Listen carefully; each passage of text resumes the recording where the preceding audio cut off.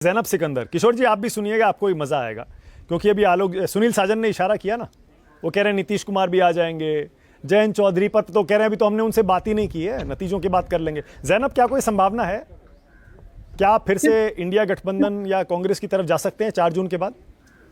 अरे ये सब ख्याली बातों का जवाब ही क्यों देना। ये सब दिल के खुश रखने को वाली बातें हैं कि आ, हम जीतेंगे और एनडीए बिखर जाएगा वगैरह वगैरह। मैं आज ना मानक जी आरएलडी की प्रवक्ता होते हुए भी एक मीडिया की तरफ से एक बात रखना चाहती हूँ सामने। इंडिया ब्लॉक को बहुत ही आपत्ति है कि क्यों हमारे प्रधानमंत्री की जो इमेजेस दिखाई जा रही हैं मेडिटेशन करते हुए वगैरह वगैरह।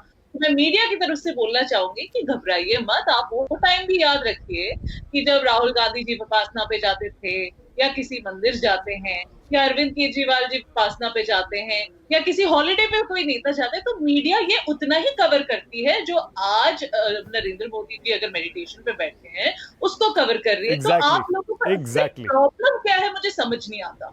मुझे ये दोहरे मापदंड जो है ना मुझे समझ नहीं आते, और इसलिए आज मैं मीडिया की तरफ से ये बात आगे रखती हूँ। क्योंकि जब हम एक तरफा चीज दिखाते हैं, विपासना दिखाते हैं, हॉलिडेज दिखाते हैं, रिजॉर्ट में दिखाते हैं, तो अगर यहाँ पर प्रधानमंत्री जी ध्यान कर रहे हैं और उसमें कोई प्रॉब्लम नहीं है। नहीं जैनब, इसमें एक चीज ऐड कर दूं मैं, एक चीज ऐड कर दूं। आलोक जी को, आलोक शर्मा को पसंद नहीं आएगी वो बात। राहुल गांधी जब खेतों में उतरते हैं ना मजदूरों के साथ और खेत में काम करने लगते हैं तो भी कैमरे लेकर जाते हैं, मंदिर जाते हैं तो भी कैमरे लेकर जाते हैं, लालू यादव के घर जाते हैं वहां मीट बनाते हैं और खाते हैं तब भी कैमरे लेके जाते हैं आजकल। और केजरीवाल जी, इसमें मैं सिर्फ राहुल गांधी की बात नहीं कर रहा हूं, सारे नेता कैमरे साथ लेके जाते हैं।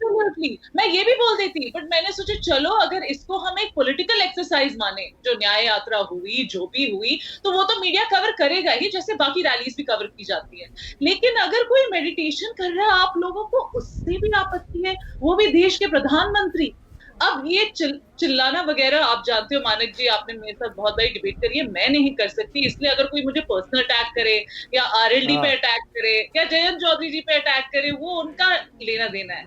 लेकिन ये बोलना कि तो मुद्दे पे आइए ना, जाएगी, आप बताइए 1 जून के बाद आप 4 जून के बाद किधर जाएंगे बताइए। हम तो एनडीए हैं और हम एनडीए में रह के जीत के दिखाएंगे आपको, हम तो बहुत कॉन्फिडेंट है। प्रॉब्लम ये है कि और अगर नहीं जीते तो मैं आपके मुंह से सुनना चाह रहा हूं, उसे रिकॉर्ड कर लूंगा। अगर एनडीए को बहुमत नहीं मिला तब भी क्या आरएलडी एनडीए के साथ रहेगी, बीजेपी के साथ रहेगी, या फिर संभावना है विकल्प खुले? मैं आपको दावे के साथ एक प्रवक्ता होते हुए, ऑल्दो मैं आपको ये बता दूं, जयंत जी से मेरी, आप इमेजिन कर सकते हैं जयंत जी से ये बातें होंगी हमारी? बिल्कुल नहीं। हम ऐसी पार्टी नहीं है जो इन फजूल बातों की चर्चा करते हैं। लेकिन मैं ये बता सकती हूँ कि हम एनडीए में रह के बहुत कॉन्फिडेंट है जीत के बारे में। तो कोई प्लान बी या प्लान सी ये इंडिया गठबंधन के लोगों को आता है। एनडीए के गठबंधन में हमारे सिर्फ एक ही प्लान है और वो है जीतना, और हमारे लोगों के लिए तूफान कौन सा आने वाला है? तूफान तो कौन सा आएगा आने वाला है, वो एक फूल्स पैराडाइज में रह रहे हैं। मैं बहुत बारी बोल चुकी हूँ, आप जितने भी आंकड़े देख लीजिए, जितने भी साइकोलॉजिस्ट के अभी डेटा आए हैं, मैं देखो प्रचार हो चुका है, सब बोल चुके हैं कि एनडीए का क्या काम रहा है पिछले 10 सालों में, और जो ऑपोजिशन थी नहीं, जो प्रधानमंत्री ने कहा, पीएम ने कहा तूफान आएगा अगले 6 महीने में 4 जून के बाद, वो कौन सा तूफान है? मैं उसी में एक कॉन्टेक्स्ट दे रही थी, मैं उसी बात पे आ रही हूँ कि तूफान ये है कि जो इंडिया ब्लॉक है वो एक इमेजिनेशन में रह रहा है, वो एक ख्याली पुलाव बैठ के है कि ऑन ग्राउंड बहुत ही ज्यादा संकट है प्रधानमंत्री के लिए, एनडीए के लिए। आप ये नहीं समझ रहे हैं, मीडिया जब बाहर जाता है, नहीं तो मीडिया को भी बोला जाता है कि भाई आप पार्टिजन हो, आप सिर्फ एक साइड की दिखा रहे हो, तो मीडिया ट्राई करता है कि दोनों तरफ की बातें दिखाई जाए, सपोर्टर्स भी दिखाए जाए, और जो डिसेंट में है या जो पसंद नहीं करते हैं सिटिंग सरकार को, उसकी बातें भी दिखाई जाए।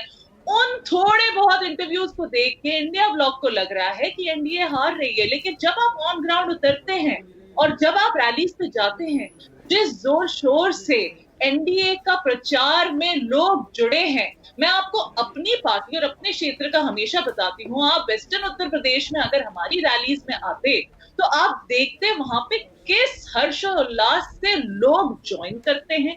इतनी गर्मी में भी लोग आकर वैसे भी प्रचार खत्म हो गया अब तो। देखिए 1 जून आने वाला है, कल ही है, अब तो आपको पता है 12 घंटे रह गए 12-15 घंटे उसके बाद वोटिंग शुरू, और ठीक अब से 24 घंटे बाद आप जानते हैं न्यूज़ 24 टुडेज चाणक्य का एनालिसिस आएगा। एग्जिट पोल का कल दिन है, कल तो खूब धूम रहेगी। शाम को हर कोई ये जानना चाहेगा ये एग्जिट पोल क्या कह रहा है, वो एग्जिट पोल क्या कह रहा है। न्यूज़ 24 भी तैयार है टुडेज चाणक्य के साथ। शाम 4 बजे से हमारी कवरेज शुरू हो जाएगी। आपको याद दिला दूं, किशोर तिवारी